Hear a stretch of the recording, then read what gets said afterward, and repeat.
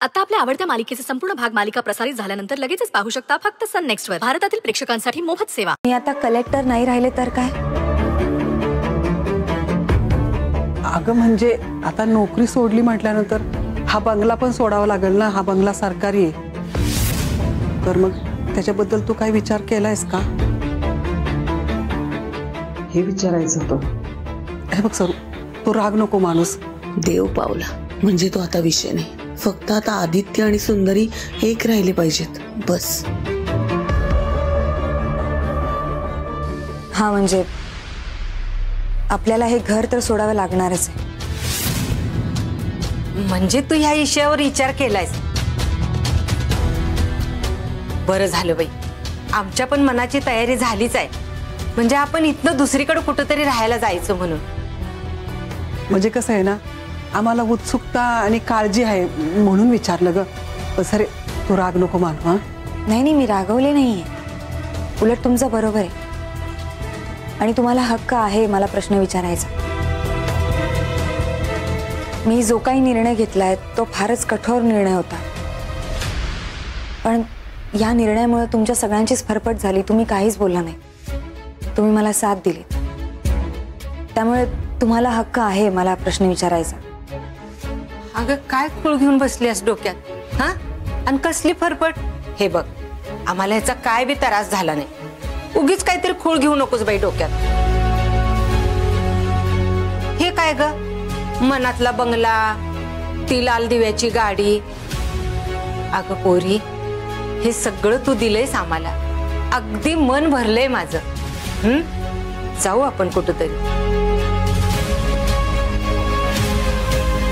आणि सरे अगं एवढ्या देखण्या बंगल्यामध्ये राहायला मिळालं आम्हाला कोणामुळं? तुझ्यामुळंच ना. मग तुझ्या एखाद्या निर्णयामुळं जर तो बंगला सोडावा लागत असेल तर त्यात काय एवढं?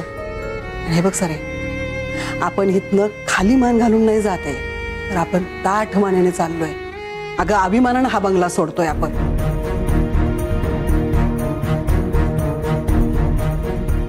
सरे आपण अगं छोट्यातल्या छोट्या घरात आनंदानं राहू, पण एकदा तुझ्या मनात नेमकं काय चाललंय तेवढं कळू दे ग आम्हाला. नाही, खरं आहे, तुम्ही सगळेजण माझ्या पाठीशी उभे राहिला ठामपणे म्हणून ताट मानेन आत्ता पण जगू शकतो. तुम्ही मला एवढी साथ दिली, पण खरं सांगू का, माझ्या डोक्यात ना फक्त राजीनामा द्यायचा आणि धनंजयनं सोडून आणायचं एवढंच होतं. घर सोडल्यानंतर काय करायचंय, कुठे जायचंय याचा अजून मी विचार नाही केलेला.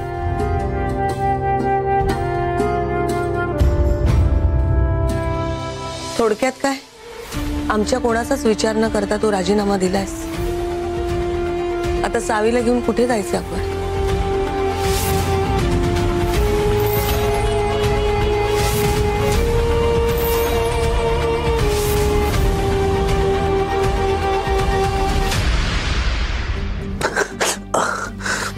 हे सगळं करायची काय गरज होती?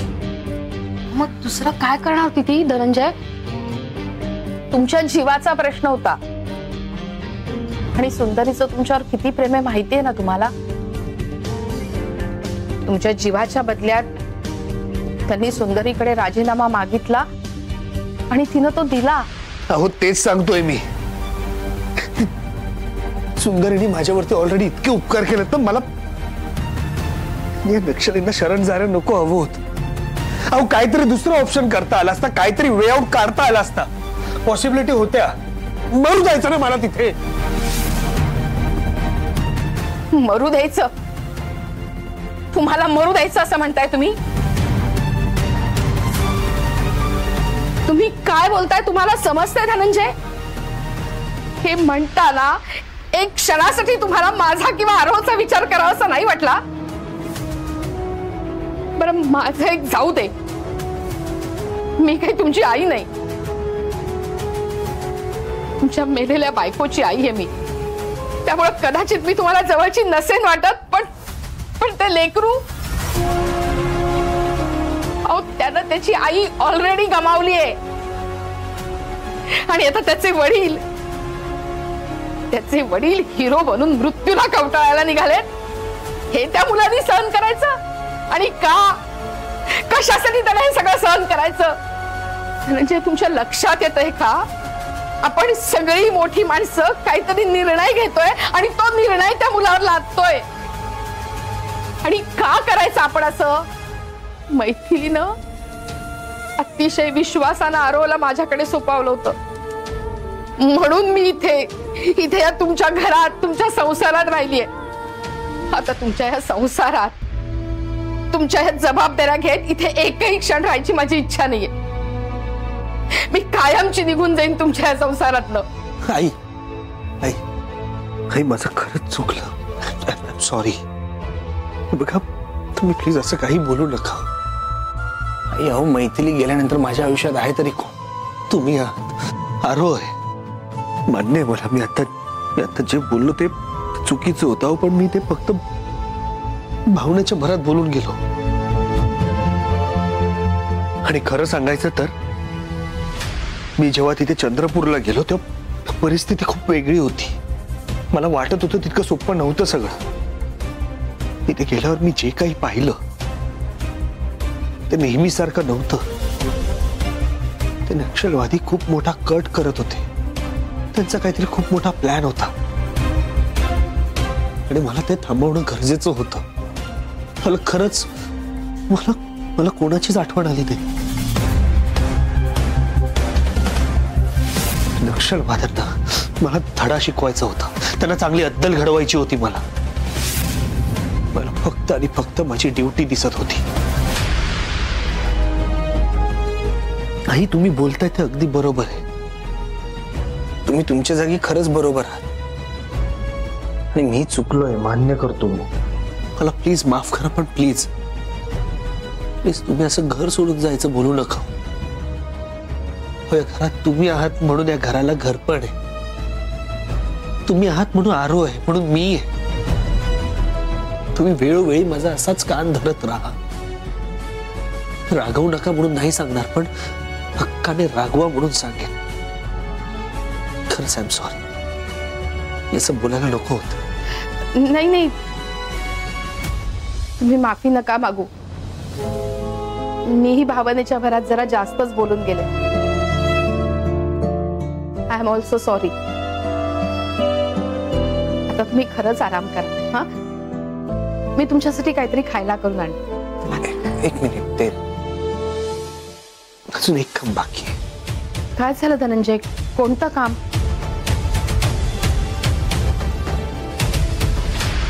नाही, आईला तसं नाही म्हणायचं. आईला म्हणायचंय की आजपर्यंत सुंदरी जेव्हा केव्हा निर्णय घेते तेव्हा काहीतरी विचार असतो तिचा त्याच्या मागे. मग जर तिने एवढा मोठा निर्णय घेतलाय तर ह्या मागे तिचा काय विचार आहे हे आईला जाणून घ्यायचं.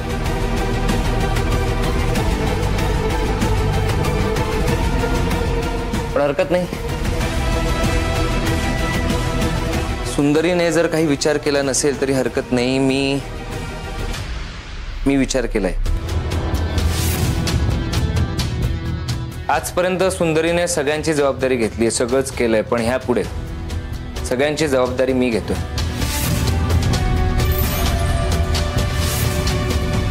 काय झालं? सगळे माझ्याकडे असं का बघताय?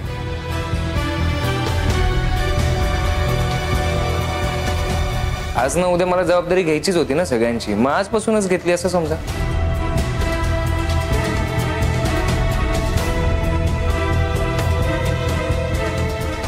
खरंच आदित्य? होय. या घरात कोणाला काय लागतं काय लागत नाही हे सगळं आता यापुढे मी बघणार.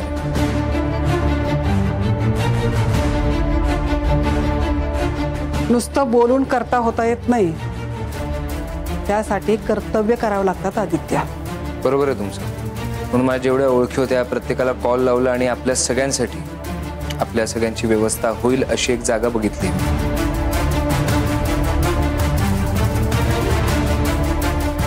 आणि लवकरच मला नोकरी सुद्धा लागणार. बघा बघा बघा सगळे किती चांगला आहे माझा आदित्य. तो सुद्धा सुंदरीप्रमाणे सगळ्यांचा विचार करतोय.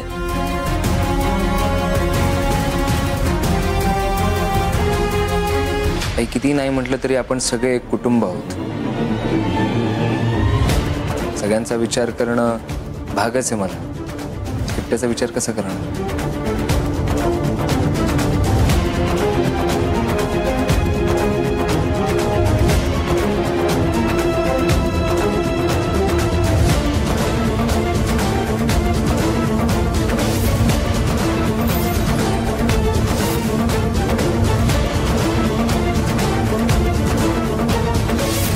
थँक्यू. वेलकम. ठीक आहे, आता सगळ्यांनी तुम्ही बॅग वगैरे पॅक करायला घ्या, सामान बांधायला घ्या आणि तुम्ही सांगा मला पुण्याला कधी निघायचं.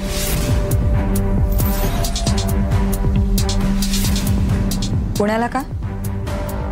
माझ्या सगळ्या ओळखी पुण्याच्याच आहेत ना. माझे सगळे कॉन्टॅक्ट्स पुण्यामध्ये आहेत. तर मी जी काही जागा बघितली आपल्या सगळ्यांसाठी ती पुण्यामध्येच आहे. मी पुण्याला नाही आहे.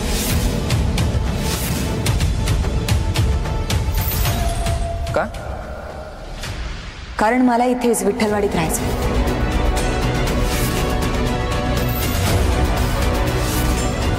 अगं सरू, पण काय उरले आता इथे? नोकरी गेली आणि घरही जाईल. मंगलताई, आता तुम्हीच समजावा ना हिला. सरू, हे बघ, तुला पुण्याला जायचं नसेल ना तर नको जाऊ. आपण दुसरीकडे कुठेतरी जाऊ. अगं पण तुला इथं का थांबायचंय ते कारण तरी आम्हाला कळू दे ना.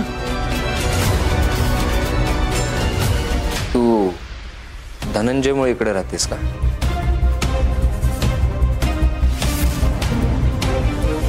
आदित्य, प्रत्येक वेळी जखमीवर मीठ चोळणं गरजेचं आहे का? मी काही मीठ वगैरे चोळत नाहीये, पण खरं काय आहे ते आपल्याला जाणून घ्यायला नको?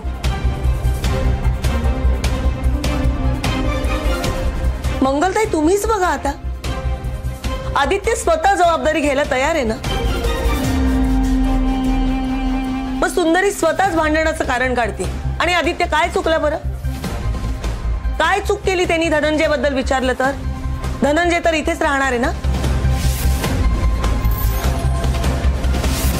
आणि मुद्दा हा आहे की जर सुंदरीला धनंजय सोबत राहायचे तर ती राहू शकते. इनफॅक्ट तुम्ही सगळे मिळून धनंजयच्या घरी जा, धनंजय सोबत राहा, आम्हाला काहीच प्रॉब्लेम नाहीये. मी, आई आणि सावी आम्ही तिघं पुण्याला निघून जाऊ.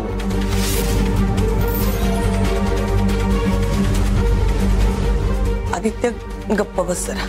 आई तू ऐक माझं, मी खरंय तेच सांगतोय. आदित्य, तू परत एकदा सावीचं नाव घेऊन सरूला ब्लॅकमेल करतोयस हा? तू सावीला सरूपासून तोडण्याचा धमक्या द्यायला लागलायस. अहो मी कशाला ब्लॅकमेल करू? सावी माझी स्वतःची.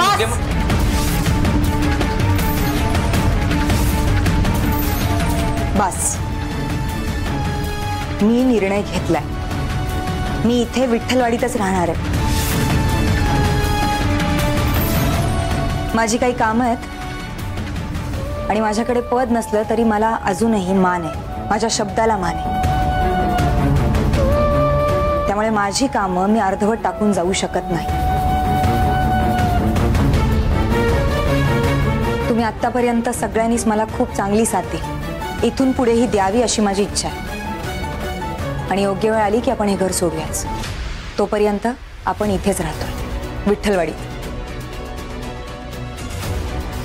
ठीक आहे सर.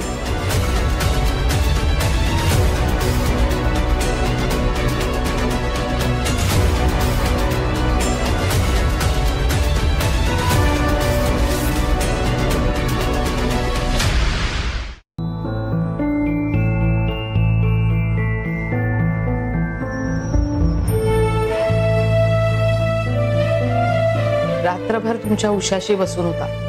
मी किती वेळा सांगितलं, अरे जा झोप, तर म्हणाला नको, बाबा उठतील बोलतील तेव्हा जाऊन झोपेल. आता बघा ना किती गाढ झोपलाय. तुम्ही उठलात, त्याच्याशी बोललात, त्याचं मन शांत झालं. तुमच्यात प्राण अडकला हो त्याचा.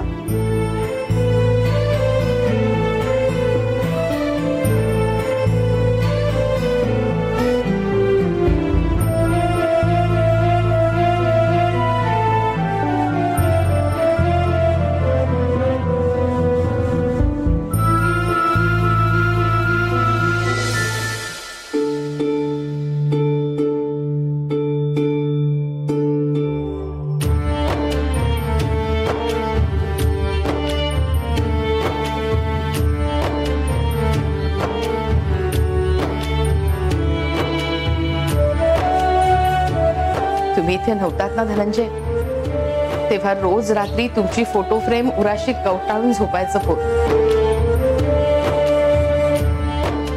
तुमच्यावर खूप जीव आहे हो त्याचा. हिरो आहात तुम्ही त्याचे. तुमच्यासारखं बनायचंय त्याला. मला मगाशी मी सांगितलं ना धनंजय, खूप सोसलंय हो या पोरानं. आपण मोठ्यांनी फक्त निर्णय घेतले आणि त्याच्यावर थोपवले ते. आधी त्याला सांगितलं सुंदरी तुझी आई होणार आहे, मग सांगितलं सुंदरी आई नाही होणार. ह्या सगळ्या धक्क्यातनं सावरून त्याला थोडा ऍक्सेप्टन्स येतोय. तोपर्यंत तुमचं किडनॅपिंग, खूप वाईट साईट गोष्टी कानावर यायच्या तेव्हा. कधी कधी माझाही जीव घाबरा व्हायचा, पण आरोच्या डोळ्यात मी कधी भीती नाही बघितली माझ्यासमोर. मला सांगायचा आजी आपले बाबा स्ट्रॉंग आहेत, ते नक्की परत येतील बघ एक दिवस. मला जरी दाखवलं नाही तरी मला मनातनं कळायचो किती एकटं एकटं वाटत असेल त्याला, किती घाबरला असेल तो आतून.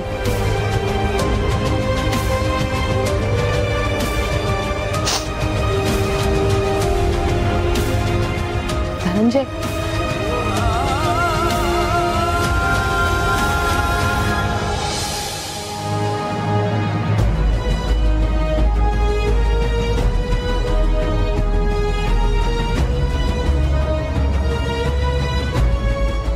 बघितलात लाल शेरा?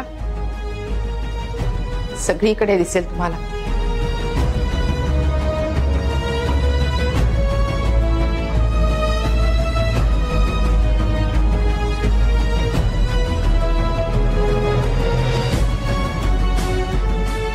त्या सगळ्या काळात त्याचं मन अभ्यासात लागतच नव्हतं. माझ्याही लक्षात आलं नाही ते, पण त्याच्या टीचरनी सांगितलं की तो खूप एकटा असायचा, अभ्यासात लक्ष द्यायचा नाही.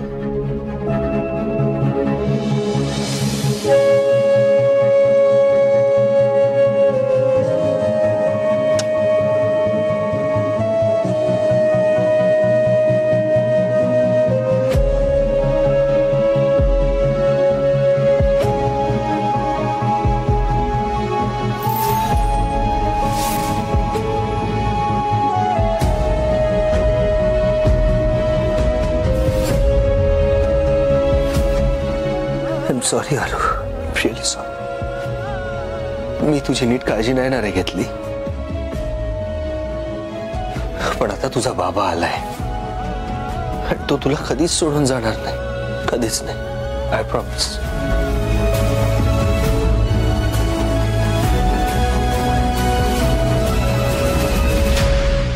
अहो तुम्हाला कळत का नाहीये? अगं मालती, तुला कळत का नाहीये? एवढं सगळं झाल्यानंतर त्या ऑफिसमध्ये नोकरी करण्याचा विचार मी नाही करू शकत आहे. अहो पण तुम्ही जर नोकरी सोडली तर आपण संसार कसा करायचा, जगायचं कसं आपण? तुम्हाला कळत कसं नाहीये हो? आणि तडकाफडकी निर्णय कसा घेऊ शकता तुम्ही? अगं हातावर हात ठेवून बसणार आहे का मी? हा, दुसरी नोकरी शोधणार आहे लगेच मी. तर लगेच तुम्हाला नोकरी मिळत्या. अहो हात सोडून पळत्याच्या मागे का लागताय तुम्ही? तू मला काही सांगू नकोस का, मला फोर्स करू नकोस अजिबात. मला त्या ऑफिसमध्ये परत जायचं नाही, बस. अहो ऐका ना माझं, असं का करायला लागलाय तुम्ही? प्लीज बास कर यार, मला नको काही सांगू, प्लीज शांत हो. काय झालंय? तुम्ही भांडताय का? हे बघा, काही पर्सनल आहे का? तसं असेल तर आपण शांतपणे सोडू. प्लीज असं भांडू नका. नाही सर, उलट मीच तुझ्याकडे येणार होते आता. हे नोकरी सोडायचं म्हणतात. काय भाऊजी? अहो काय ऐकते मी? अहो तुम्हाला नोकरी का सोडायची आहे? का म्हणजे काय सुंदरी? उद्यापासून त्या ऑफिसमध्ये तू नसणार आहेस आणि तुझ्यासारख्या एका प्रामाणिक ऑफिसरची अशी अवस्था होते बघून माझं मन उडालंय कामावरून, खरंच सांग. आणि तो सचिव तर तुझ्या राजीनाम्याची वाटच बघत होता.